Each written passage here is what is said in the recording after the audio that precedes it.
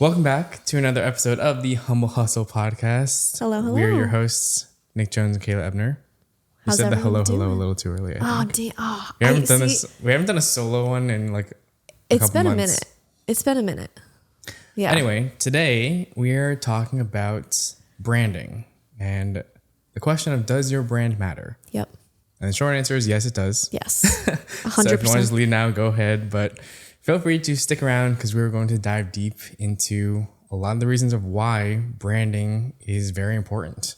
Yeah.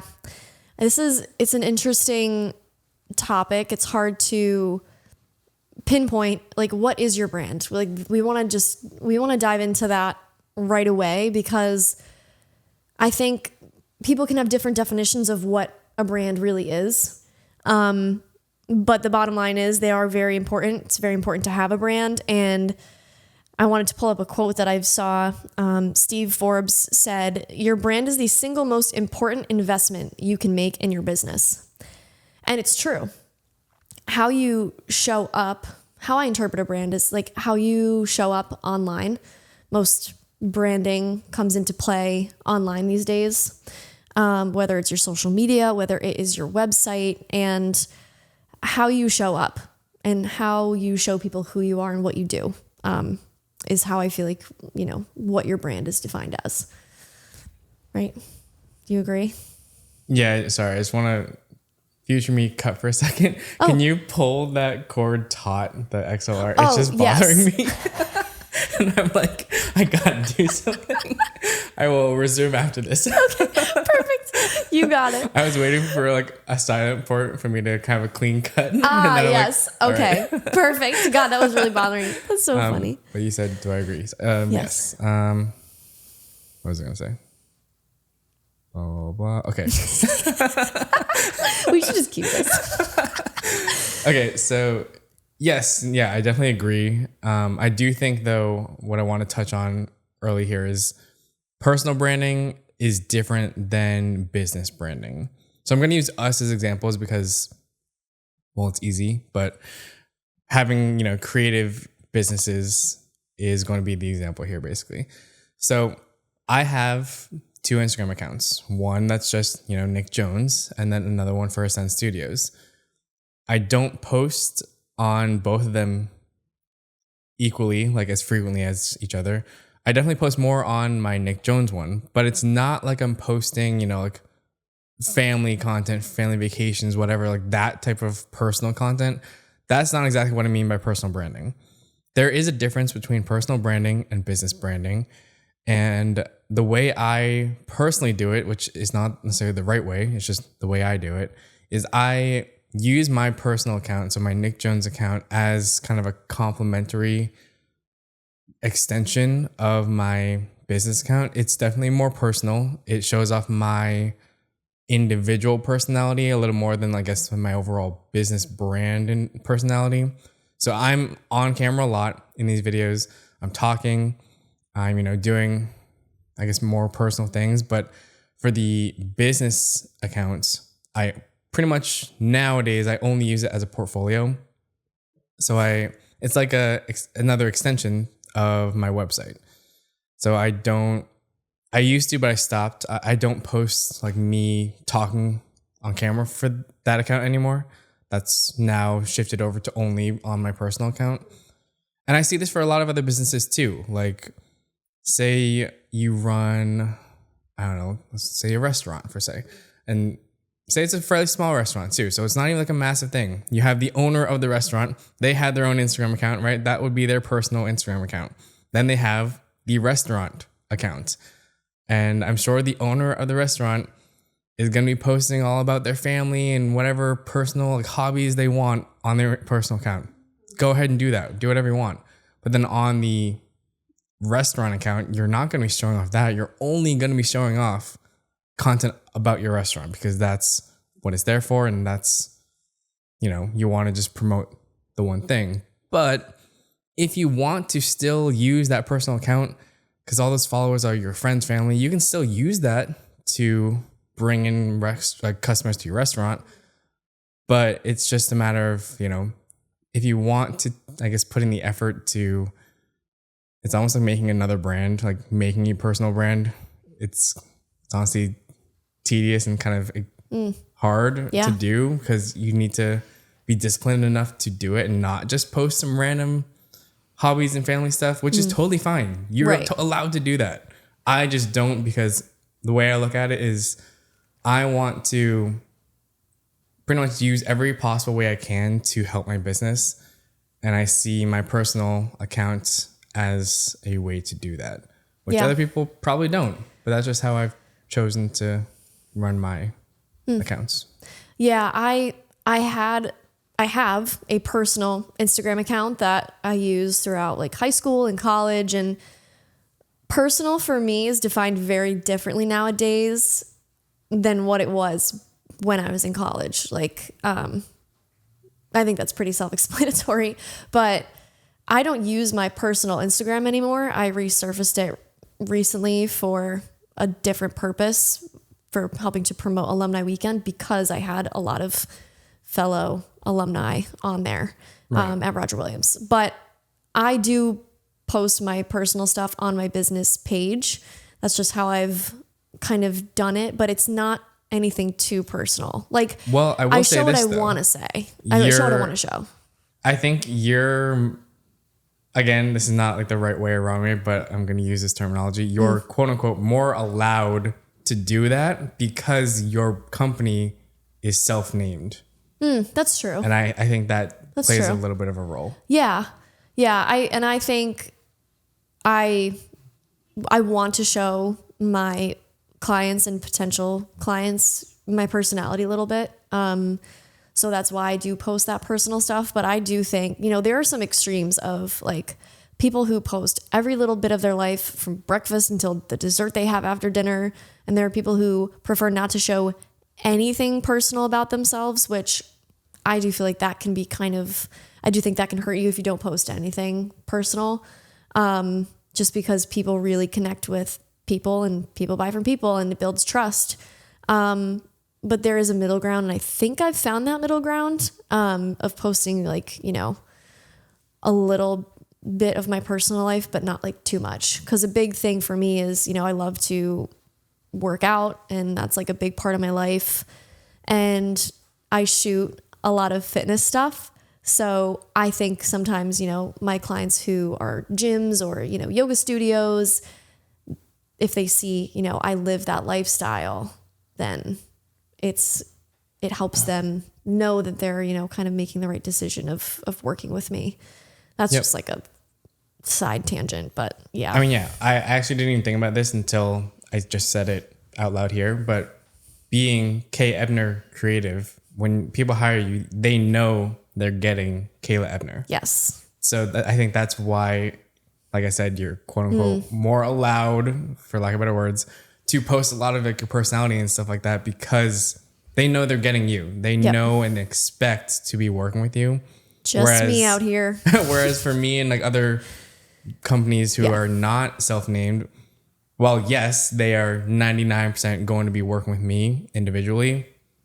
I don't brand it that way. I don't necessarily say like, I am Ascend Studios. I say it more like we are a team of people, even if it is just me, or if I have a couple people with me. Like, I will never like automatically say like, you will get me 100% of the time. Will I be there? Probably, but I'm not going to say that. No, that makes sense.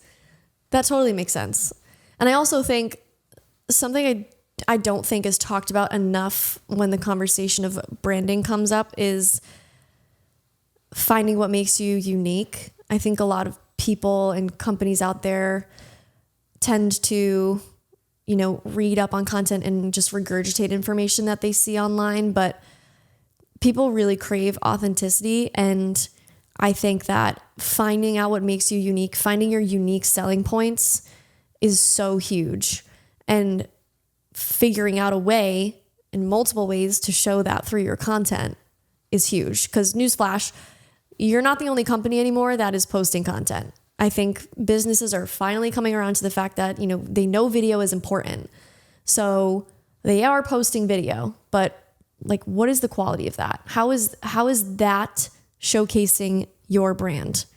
Because how are you going to stand out amongst a sea of companies that are like yours within a 25-mile radius that are also posting content? It's really hard. So thinking about, diving deeper into what makes you unique, I think is underrated in many industries. No, yeah. I mean, I totally agree. And I'm guilty of it as well. Me too. Filming stuff and regurgitating what I see online for my own content. Yeah. And there's I a do time that and a place. Everyone does it, but you're right in the sense of to really stand out, you should really find what makes you unique and kind of lean into that. I did want to touch back on, I don't know how deep we actually went into it a few minutes ago, about like the fact that branding is more than just a logo. A lot of people think that. They think when they hear the word branding, they think of like, oh, you're talking about like someone's logo, right? Like, well, yes, but also no. Yep. Like, yes, that is included, but it doesn't end there. Yeah. It's way more than just your logo, your colors. Well, that's all important stuff. Don't get me wrong. But it's really, like you said earlier, about how you are portrayed, how you're represented online nowadays is what really matters.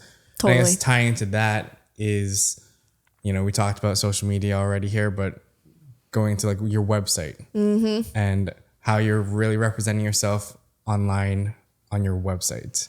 I mean, in 2024, where we're filming this, there are a lot of people who think websites aren't really needed anymore, but they're wrong. Like, you definitely still need a website. Doesn't matter what business you have, you should have a website. You should have a singular landing page, at least, where people can at least see your stuff, see who you are, what you do, whatever your business is. I know so many businesses that I've come across that only have a Facebook page, and it drives me nuts. I don't understand. Glad you have something, but if you don't have a website in 2024, what the fuck are you doing?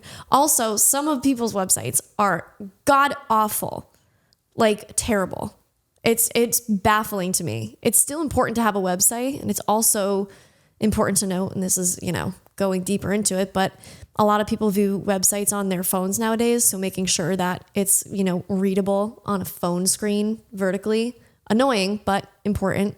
I hate that. I hate it too. That's actually something especially in our field. It hurts. I don't do that, which sucks. I should have, because I feel like a lot of people in our field actually still use our laptops and horizontal screens to view this type of stuff, but the majority of the normal people of the world don't. Yep. They use their phones. So I should really go back and optimize my website for phones and for mobile, because statistically, that is where people are viewing it. So don't take that for granted. Like, make sure your website is mobile optimized. But also, like, when it comes to having a nice website, I want to say this, like, you don't have to, if being super creative and aesthetically pleasing, and if design is just not your cup of tea, you don't need to force it. You don't need to make it look like the most aesthetically pleasing thing in the world. If it's not you, don't force it. Just make sure it still sticks within your branding. So, before you even build your website, collaborate with your team, whoever it may be, whoever needs to be a part of this conversation. Figure out what vibe you want to give off. This is where your colors and fonts and stuff do come into play. Figure out what you want for those, because as simple as it is, a font can go a long way. Like, choosing what font, it's so stupid. And man, I hate choosing them, but once you find them, they really carry you. Yes. So yeah, that's when you actually want to take a lot of time to nail down those things, because once you start building your website, it doesn't, like I said, it doesn't need to be the most aesthetically pleasing thing. If you're not a designer, don't force it. Yeah. If anything, outsource it. Hire someone to make a website for you. But if you want to just do it yourself, just make sure it sticks to your pre-designated branding package that you've created for yourself, and just make it user-friendly. Yep. That's what I would stress. Yeah. And keep it simple, right? Yeah, like, simple is better if you aren't a designer. It's so easy. You can go to Squarespace and create a website. That's what I had before I, rebranded and did my new website, was just a Squarespace that I made myself. It's easy, and just Keep it This is simple. not affiliated with Squarespace. No, but it is not. Squarespace, if you want to sponsor us, have code HumbleHustle10 for 10% off. I do love Squarespace. I love my Squarespace. It's very easy to use.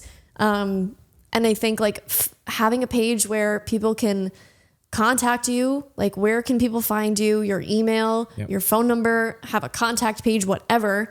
And then also something that blows my mind about people's websites is they don't have any sort of about us page. Show me a photo of who you are, even if it's one person, like just put a photo on there so I know kind of who I'm talking to. That's a personal thing, but also have a little bit about you. Put a little bit about the company, a little bit about yourself if you're solo, just so people can get to know you and have that like personal touch to it. That blows my mind. Some people don't have that. It's a fair question, and I'm not going to act like I don't, but when I recently redesigned my website, like, I don't know, 8 months ago or so. And when I was in the process of doing it, I was researching and trying to find a bunch of other, creative agency websites to pull inspiration from. And what I was finding actually was maybe it's just our industry or maybe it was just the handful of people I found to find inspiration from. I actually didn't see a lot of about us pages when I was looking. And I will need to double check this, but I don't think I have an about me section on my website. I feel like you do. I know I have at least a photo of myself. Yeah. That's on like my contact form, but I don't know if I have an actual blurb that like says anything about me. But I did that I wasn't lazy. I did it intentionally. Like I said, I didn't want it to seem like it was me. Right. Well, yes, that's important. And maybe I'll add it in the future. As of right now, I kind of just wanted it to be like a full company, not just an individual. But you still have something that's like about Ascend Studios. Okay, yeah. Yeah. It doesn't have to be like you personally, but you have a section that talks about what you do. Yeah. Okay, yeah. Some people I see don't even have that. It's just, an ugly landing page. Yeah, I mean, I feel like, for lack of better words, maybe I'll call it like a mission statement or something like that. Like that's kind of what it is. That'll do too. Sure, I'll take it. That's great. Like, but some people, they just don't have that. Yeah. Yeah. I guess I'm stressing this for more so our industry here. So for those of you who are listening, branding is so important because what we do is essentially help brands or help companies with their branding by creating this nice content, whether it's for internal use, advertising, social media, whatever it may be. It's all about helping their brand. Yes. But why would they hire you to help their brand if they look at you, whether it's through social media, your website, whatever, and they see that you can't even handle managing your own brand? Yeah. So that's why I stress it a lot. And that's why I never did in the past until, 8-10 months ago, whatever, focused on my Instagram to make it look pleasing to the eye, to really dial in my branding, and for once actually stay with it and not fall off and like maintain that consistency with the branding. Yeah. Because I've valued that, what I just said, like the perception that I'm giving off to these brands, that I want to make sure that they know I'm capable of running a brand and helping a brand and maintaining that consistency of high quality so I can help them. Yeah. Because if they look at my stuff and they're like, well, his own branding sucks, like I'm not going to hire him. Exactly. That happens. Yeah. So you want to make sure that you give yourself the best chance to get hired by dialing in your own branding. Yeah. And there are endless benefits to having a solid brand, not only just for creative people like us, but for any business. Having a great brand builds trust, it builds loyalty, and having solid content makes you look more professional. And that's really going to set you apart from everyone else. There's no other way to put it. I want to run through this example because Kayla and I were talking off the mic yesterday about this one example. So it's about gyms. So we were talking about these two in particular, Equinox and Planet Fitness. So if you don't know Planet Fitness, you should know it. It's literally everywhere. It's like a very, I would say, like intro level gym designed for the everyday person. Like they literally say on their website, join the judgment-free zone. Like that's their branding, you know, the quote unquote judgment-free zone. It's designed for the everyday person. Whereas Equinox is designed for the person that's really into fitness way more than the average person, Serious. enjoys high-end Luxury and is serious. So instead of, you know, the judgment-free zone, for them on their website, they have where luxury and fitness meet. So Equinox, I did some research here, and don't quote me if these numbers are wrong. I did it really quickly before we recorded this. But from what I found, Equinox has only 107 actual physical locations. Maybe there are more, but only around 100. Whereas Planet Fitness has over 2,400. Wow. So just that, physical location wise, Planet Fitness, way, way higher. Planet Fitness's monthly cost can be as low as $10. And sure, you could probably add some stuff on, but it, again, is designed for the intro level. So the lowest barrier of entry, $10 a month. Come on, anyone can do that. Yep. And that's what they hope. Yes. Whereas Equinox can get up to $400 a month. Wow. Which is insane. And there's definitely add-ons you can do for that gym, for that facility, I should say. So then going for their social media branding here, Equinox has about 393,000 Instagram followers, whereas Planet Fitness has 466,000. So if you look at it just numbers wise, sure, you might say Planet Fitness has more followers. So maybe they have a better brand. But again, if you look at it based on how many locations there are, I guess per location, per follower, Equinox wins that ratio. And then just based on what they're posting, Planet Fitness has so many graphics. Like every other post, you'll see a graphic of something. And all of their videos, and I mean all of them, are iPhone videos. Yep. There is maybe one that is a professional quality video. All of them Yes, Tim McGraw are iPhone videos. Random. Yeah, one with Tim McGraw So randomly. random. Okay, But Tim. literally all the others are iPhone. Yep. And more interestingly, every single video and photo is taken in their actual gyms. So like on site in the gym. Taking a look at Equinox now, they have zero graphics. I didn't see a single one. Maybe there was way down, but where I scrolled, didn't see a single one. Yep. And all of their content is professional. All of it. No smartphone footage, no smartphone photos at all. And it's not in the gym. So like I just said, the Planet Fitness stuff, it's all taking place in the gym. Hardly any, there was some, but hardly any of the content Equinox posts is in their actual facilities. It's product photos. It's lifestyle, random content of just nice looking things that maybe it's a part of their product that they sell or something like that. But I found that very interesting that they aren't necessarily showing off their interior spaces. So then both companies sell products, right? So Planet Fitness I'll start with Equinox actually. I saw just quickly going through their store, they sell a bunch of nice workout clothing, water bottles, bags, whatever. I saw a jacket. It was like a nice bomber jacket for $345. I'm sure it was nice. It looked like a nice jacket. All their workout clothing looked very high end and very comfortable. Wow. Taking a look at Planet Fitness now, instead of a $345 jacket, they sell $999 t-shirts. So I'm like, I liked this example because their branding is spot on for what each of them are. Yes. And they are really niched down into their target audience. Having that target audience is key. Yes. And then sticking with it for your branding to attract said audience is part 2. And since their target audiences may be the same people in the sense of people who work out, they branch off when it comes to, okay, while everyone here is trying to work out, these people over here are trying to work out and just get into shape, get into like lose weight is stuff probably like that. the main thing. Yep. People over there, also trying to work out, still in that large umbrella, but they're taking it exponentially more seriously Yep. and buying higher end equipment, clothing, So they're two separate camps. They're not competing in that sense, which is why Right. these two drastically different branding models work. Yes.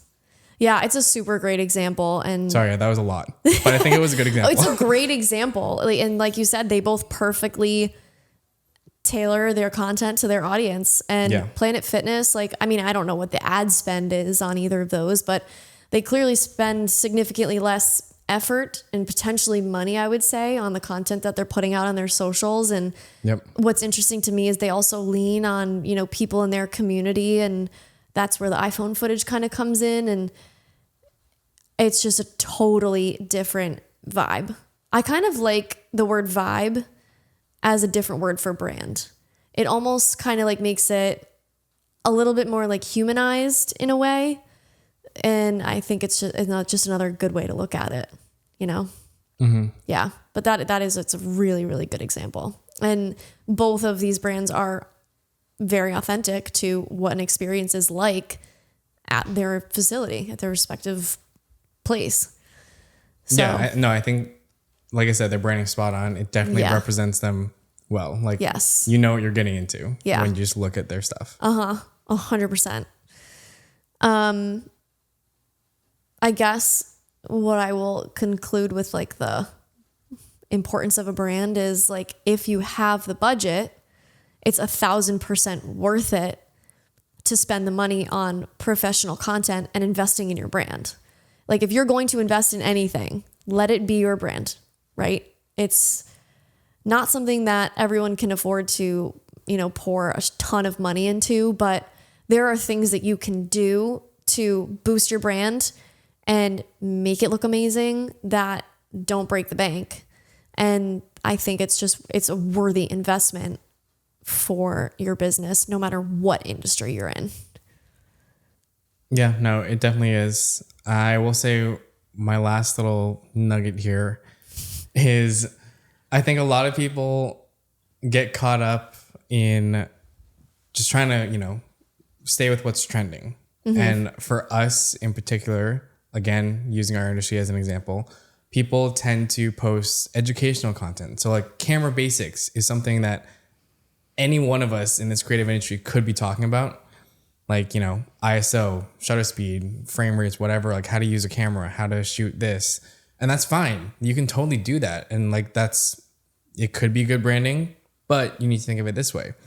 If you do that type of stuff and you start making these educational videos, you're then pinning yourself as a coach, as an educator. So if you want that as your branding, go for it.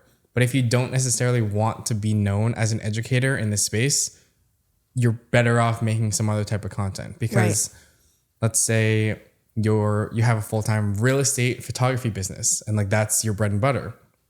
If you're out there making videos about, you know, how to shoot weddings or like how to use this type of light or like how to use this blah, blah, blah, how is that going to attract a real estate client for you? Like you need to focus again on your target audience and create content that is going to attract their attention. Yep. Not just because you think it's trending and it's going to do well because it's like an educational piece. That's probably true, but just because it might do well doesn't mean it will do well for your business. Yeah. I don't post anything on my social media that I have no desire to attract. Like I'm not going to be out here posting real estate content and expecting to get real estate clients. I don't want them. So I'm not posting that. So totally agree with that. Like there's no point in promoting yourself as one thing if it's not the direction that you want to go in. Yeah, that goes for your website too. Make Yeah. sure that everything you post on social media or in your website portfolio is stuff you actually want to be known for. Yeah. So even if you are that real estate person and you shoot some random event, if you don't want to do events ever, just don't advertise it. Right. Don't put it on your website. You can do the event, make the money off the event, whatever. It's a one-off thing. You never have to do it again. And better yet, no one has to know you did it. Yes. If you don't post about it, no one will know. Right. I know content is sometimes hard to come by and we all want to post because we know it's important, but being quality over quantity, I think, is the way to think about it. Honestly, because Yeah. you're tempted to post everything just to post and have because everyone's like, oh, consistency is key. And it is. It is. But you also really need to be disciplined at the consistency, but what you're posting. Quality. I think quality is just as important as consistency. And if that means that you can get 2 really quality posts out a week, do 2 quality posts a week. Don't try to get 5 or 6 or 1 a day. There have been countless shoots that I've done in the past that no one online knows about because it was just a one-off thing, or I was subcontracted and someone doing a favor, and it's not what I normally do. Right. I did it, and I did it as well as I could for sure, but I definitely don't want to be known for that. And trying to niche down a bit is key, and not posting that is part of that. Part of niching down. Yeah, definitely. I wanted to talk about some tips for kind of boosting your branding and doing a better job. I think the first one, we just touched on it, but consistency and quality. Yes. So having that, it rings true when it comes to, the color palettes and the same fonts, but it's also in terms of knowing your audience and knowing your unique selling points and having the same messaging about, who you are, what you do. If you're all over the place, you're going to confuse people. So maintaining that consistency is amazing, and start slow. If this is something that you're new to and you're like, well, I've never really focused on my branding before, start slow. Take your time, figure out what schedule works best for you, and then you can kind of build it up. You're going to have to do a trial and error process. Not everything is going to work. So figure out what works, take the time, nail down your brand, and then continue to build it from there. I want to make a sub bullet to that. So when you actually do that type of stuff, a great software that I have found to contain all this information, your fonts, your colors, your whatever mission statements, Milanote. Love that. Has been key for me, like crucial for all my branding, mine and helping clients with their branding. It's just a very nice layout of putting all that fonts, colors, all the branding stuff together. It looks great. It really does. Another tip I had was be authentic. So we've talked about that as well. Show up as you truly are. Chances are if you're a business owner, you're in the business of trying to help people. You're trying to make someone's life easier. You're trying to add value. You're trying to add joy, like with a product or a service. So if you're in the business of helping people, then if you're a great business owner, if you're a good person, you're going to want to come across as genuine and authentic and not trying to be perfect. So being authentic is huge. And a great example of this that I found with one of my clients, CPC, Continuum Performance Center in East Longmeadow. We've worked really hard on trying to break down the stigma of, we want to make it seem it's not intimidating to come in here. Like, you're welcome here. Everyone is welcome here, no matter what level of fitness journey you're in. And, a way that we've kind of tried to do that is we've created a consistent weekly post on Thursdays called Common Fault Thursdays. And Jeff, the owner, goes through and talks about, it's either it can be a nutrition topic, a wellness topic, mental health, or a physical exercise. And he breaks that down. And he has talked about some pretty controversial stuff before, and he's not afraid to say it. And that's the kind of guy he is. And that is definitely how he embodies the brand. Their tagline is, don't talk about it, be about it. So he has kind of overflowed his own personal brand, you'll say, into his business brand of no bullshit. He's going to keep it real at all times. He's not going to sugarcoat anything. Those people who know Jeff know that that's the truth. And that's how he embodies CPC. And that is how CPC comes across online. We're going to keep it real. We're going to tell you all the facts that we think you need to know. And we're not going to talk about something that we don't know the answer. And we will be honest if we don't know the answer. Mm-hmm. So that's good. I just thought it was a cool example of, I see a lot of fitness people out there talking about stuff that they don't know shit about. and they're explaining it wrong, and it's just crazy. So, you know, make sure you know what you're talking about, I guess, when you're posting. That's also it's a big one. Another tip, work on your website. We really just do it, please, for the love of God. Show people and tell stories. I think something that I've found is really successful with businesses I work with is diving into, like, you know, meet the team or a video business card, getting to know you. Also, is, you know, example of a gym setting, showing off your client success. So breaking down that barrier and adding that personal touch and showing people, like, you know, people like to buy from people, right? That's what everyone says. And it's true.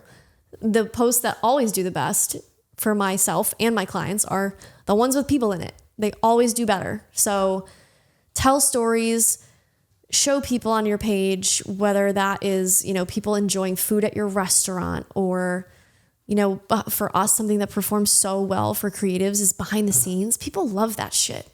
Behind the scenes always performs well for me, whether it's something that goes wrong or something that goes so well and you're sharing a tip. Like, that is something that is amazingly valuable. Even if you're not like in our industry, just looking to see behind the scenes of what we're doing, like a random person will be like, oh wow, that's pretty cool. Yes. Like, lots of people, you know so much about your own industry and what you do best, but not everybody else. The majority of the people don't know that. So people are nosy. Show people a sneak peek into the behind the scenes of things and see how it does. I think it's a really fun little thing to throw in. Know your audience and what they want. We also talked about that. So that's important. Like, who is consuming your content? Who's buying your product? Who is investing in your service? Who is investing in your business? It can be hard sometimes to think about, but you've got data, you've got statistics of people who eat at your restaurant, you know, if they're an older crowd or a younger crowd. Maybe, you know, your gym is focused more on youth athletes. Know your audience. Figure out their demographics, figure out how old they are, figure out what they like, and lean into that with your content. Make sure that you're posting content that is tailored towards them and not just towards everybody, because you're not going to be for everybody, right? Not everyone is going to love you. There's always going to be people who are going to say, no, I think I'm all set.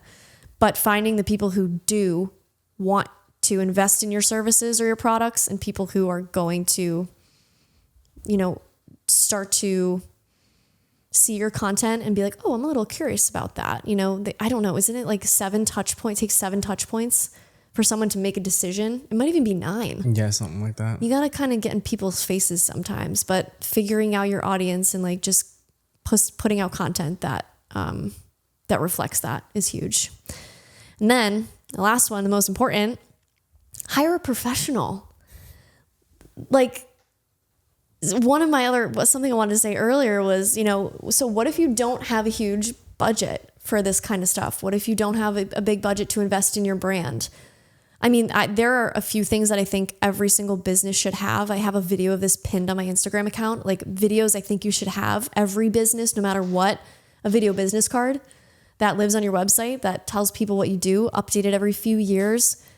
Have someone, you know, talk about the business and what you do. If you don't have the budget for it, you can try to do some of this yourself with your phone. You can invest in gear, but most people don't do that because of the amount of work it takes to do all of that. It's a lot. And hiring a professional who will do it all for you, literally will film it all, edit it all, hand it to you, finished, ready to go. All you have to do is click post, and you can even hire someone to do that too. Like, that's invaluable. And we understand that that's an investment. It's not cheap by any means.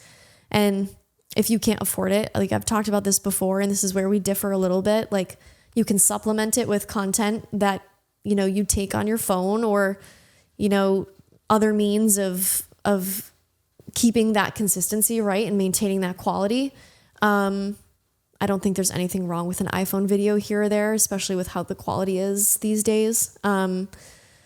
But investing in professional help to get you through and to increase your brand awareness and all of that is big. I don't want to go on I don't want to go on a whole side tangent here, but I'll keep this very brief to discuss that point a little bit here. I think people really need to think about the ROI, the return on investment. So yes, you're right. A lot of people, smaller businesses sometimes can't afford a certain package that we would normally deliver to someone. Let's use a quick example, like a restaurant or whatever. So let's say this restaurant, maybe they're just a one location thing. They're not like a regional thing, but they're really busy. They're maybe like the best restaurant in town that's like only one location, but they still claim they don't have a budget. They need to think about, I'm not talking about us, I'm talking about them. Like they need to think about what this video content could do for them. Like look at their financial side of things. Like they're probably getting like this one video that we make, or handful of videos that we make for them, could turn into thousands, hundreds of thousands if they were a bigger company, if sometimes millions of dollars, and it would only cost them a few $1,000s for us to produce this. But they could potentially be getting hundreds of thousands of dollars off of this $5,000 video, whatever. So while yes, a $5,000 hit right up front might be hard for some people, over time, they need to understand that this one video could make us 5 times, 10 times more money in the long run. And I mean, that's sometimes still not enough. And for them, it's like, yeah, maybe switching to a different route of self-made content, iPhone content is better. But if they really want to make that leap into the professional content, they should take a look at the potential return they would be getting. Yeah, it's a great investment. I mean, we're biased, obviously, but man, I've seen some things that professional content can do over the years, and it's crazy. And we've seen even some areas where, you know, I've started working with a gym and we start posting professional content, and then you see other people in the area start posting professional content, and you almost start this like wave of people like, oh shit, I have to keep up. Yeah. It's happening. And if you don't start investing in these kinds of services, I do fear that you will fall behind. And it's going to be a norm having professional video content. It's just, the stats don't lie. It's huge right now, and it's what's performing best. And it's ever changing and evolving as the days go by. I feel like there's always a new algorithm update on Instagram and vertical video and how long should your videos be. And it's just, if you don't feel like having the time or dealing with figuring all of that out, there are people out there like us who know this kind of stuff, and we live and breathe it every single freaking day of our lives. And I don't know, you decide if it's worth the investment or not, or if you're going to try to figure it out on your own or fall behind. Yeah, I mean, it's kind of your choice. Tie it back in with our branding talk. Yeah, if you don't want to handle your own branding, hire us. Yeah. Is basically what we're saying. Yeah, I don't do websites though. Fuck that. So what was that? I don't do websites. Oh, okay. Yeah, I'm not going to design a website for you, but I know people who can. Yes. And I will create the content that goes on the website. Yes. That's the thing too, is we all have connections and we have networks that we use. I know a couple of really great website builders. The woman who did my website was incredible, and I would always recommend her. But yeah, like we know people who can help you, and if you don't feel like dealing with it yourself. I remember as easy as Squarespace was to make a little website, there were frustrating times when I was trying to build that website. Like, oh, you're trying to move a text box or something, or you want something to be here, but it's down here. It's like, can drive you crazy. Yeah. That's why when I was rebranding myself, I was like, I'm delegating that. I'm outsourcing. Yeah, there you go. I don't want anything to do with it. I do it too, guys. See? We all outsource. Exactly. All right, so that pretty much wraps up our branding talk. So long story short, yes, branding is extremely important. I kind of forgot what I was about to say there, but period. That's the end. Period. Thanks for listening. Find us on YouTube. Please subscribe, and on Spotify as well. Rate us 5 stars. Yes. Catch us on Instagram and TikTok at Humble Hustle Podcast. And We're going to start posting some behind the scenes and everything. So just let us know if you have any questions, hot takes. We have a form in our Instagram bio. Oh yeah, that's true. We do want to do another stories episode. So yep. If you have any crazy stories, hot takes about the industry, please submit. Yep. And in the next couple months, we will be doing another stories episode. Yes. Thank you for watching and listening. Bye. Bye.